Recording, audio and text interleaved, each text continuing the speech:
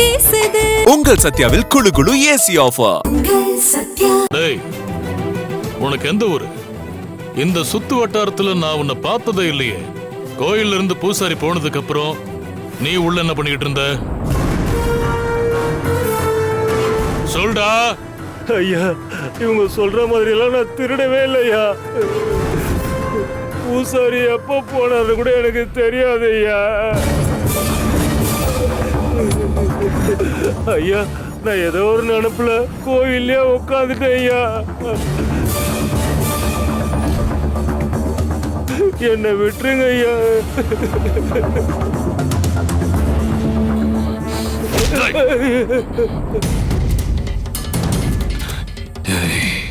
எக்காரணத்தை கொண்டும் தகடு விஷயம் வெளியே தெரிஞ்சிடக்கூடாது. சொல்றது புரியுதா? சொல்றா. ஐயா, நீங்க சொன்ன மாதிரி தகட கோயில வச்சுட்டேன் ஐயா. உயிரே போனாலும் உங்களை காட்டி கொடுக்க மாட்டேன் ஐயா. ஜெயிலுக்கு போறது எனக்கு ஒன்றும் புதுசு இல்லைங்க ஐயா.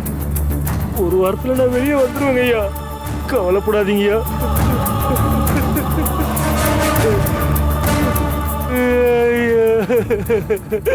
அந்த சாமி சத்தியமான சாமி கும்பிடுதான் ஐயா வந்தேன்.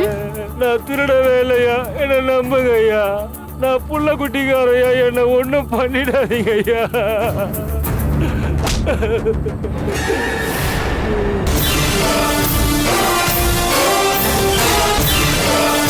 நீங்க இவனை பிடிக்கும் போது கையில ஏதாவது திருட்டு பொருள் வச்சிருந்தானா? அப்படி எதுவும் இல்லைங்க ஐயா. அவன் வெறும் கையோட தான் இருந்தான்.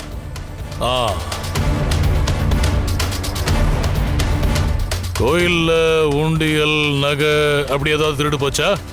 எல்லாம் செக் பண்ணீங்களா? அப்படி எதுவும் திருட்டு போகலைங்க ஐயா. எல்லாம் சரியா தான் இருக்கு. திருடு போன பொருளும் கையில இல்ல, கோயில்ல எதுவும் திருடும் போகல. அப்புறம் எப்படிப்பா இவனை திருடன்னு சொல்ல முடியும்?